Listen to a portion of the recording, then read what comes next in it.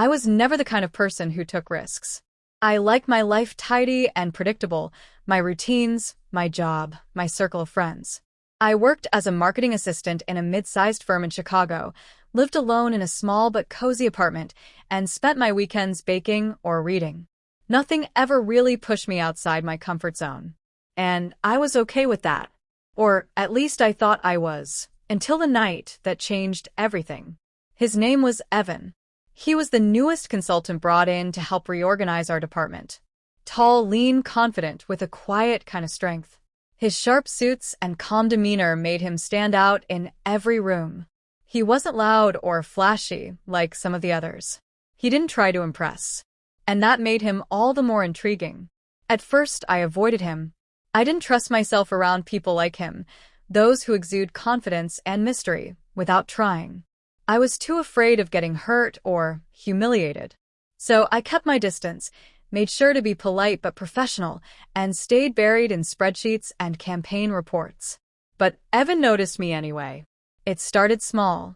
He asked if I wanted to grab coffee one morning before a big meeting. I said yes, out of politeness. But something about the way he looked at me, direct, warm, like he saw more than I was willing to show, made my stomach flip. I told myself it was nothing, just caffeine and a chat. But my heart knew better. Over the next few weeks, we ended up working late together on several projects.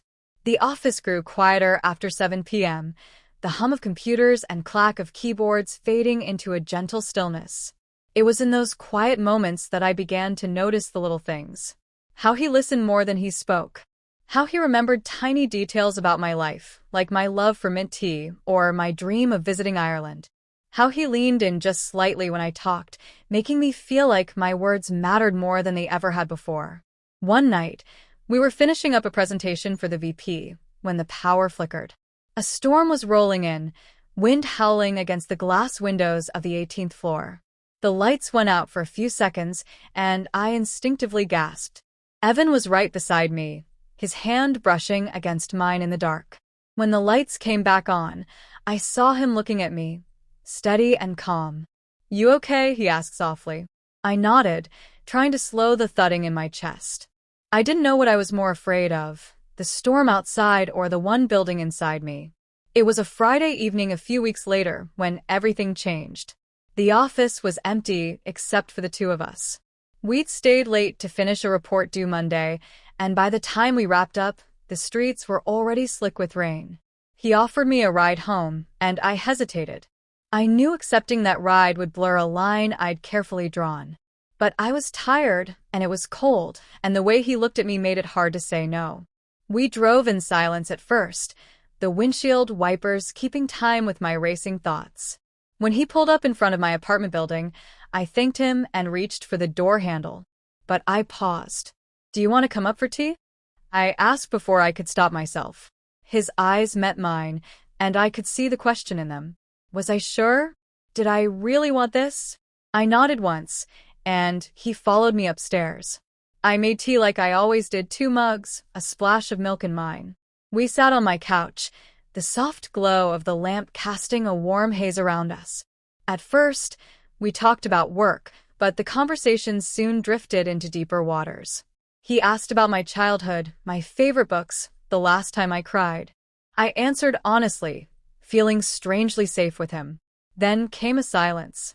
Not awkward, but thick with something unspoken. I felt it in the way his eyes lingered on mine, the way his fingers rested just a little closer to mine on the couch cushion. My heart was pounding so loud, I was sure he could hear it. And then he reached out. His hand touched my cheek, light, tentative, like he was giving me a chance to pull away. I didn't. I couldn't. I'd spent so long running from my feelings, from connection, from being vulnerable. But in that moment, all I wanted was to let go. To let someone in. When his lips met mine, I was scared. Not of him, but of what it meant to open myself up like this. But the fear melted into something warmer, deeper, as the kiss deepened. It wasn't rushed or reckless. It was patient, deliberate, full of unspoken promises. He didn't rush me, didn't push. His hands remained respectful, his eyes searching mine for any sign of discomfort. but I didn't want him to stop. I don't remember how long we sat like that, kissing, talking, pausing, kissing again. It felt like time had slowed, like the world outside no longer existed. When we finally pulled apart, I rested my head on his shoulder, my heart calm in a way it hadn't been in years. He didn't stay the night. He didn't ask to. He kissed my forehead, told me to sleep well, and left quietly. But something inside me had shifted. The days after that were a blur of feelings I didn't know how to name. Excitement, fear, joy, doubt. We kept things professional at work, but the glances we exchanged said everything.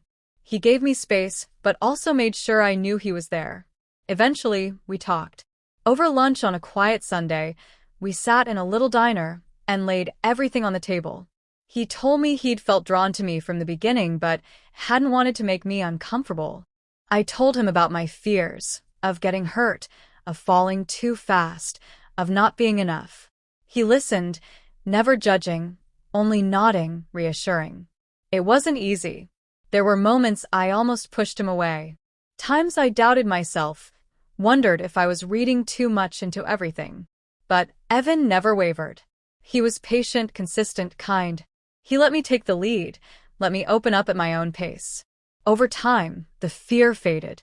What replaced it was something steady and real. A connection built not on impulse, but on understanding. We didn't rush into anything.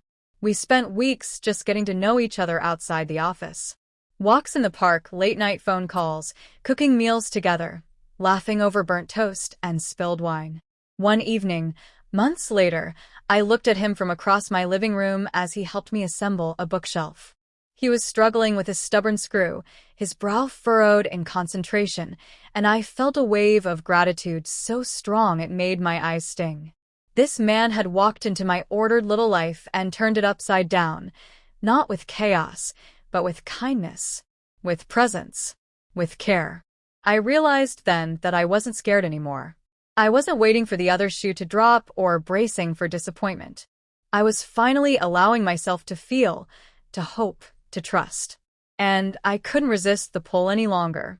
Now, a year later, Evan and I are still together. We still have our separate lives, our jobs, our routines, our own friends, but we've built something in the space between. Something real. We talk about the future now, softly, carefully, but with growing confidence.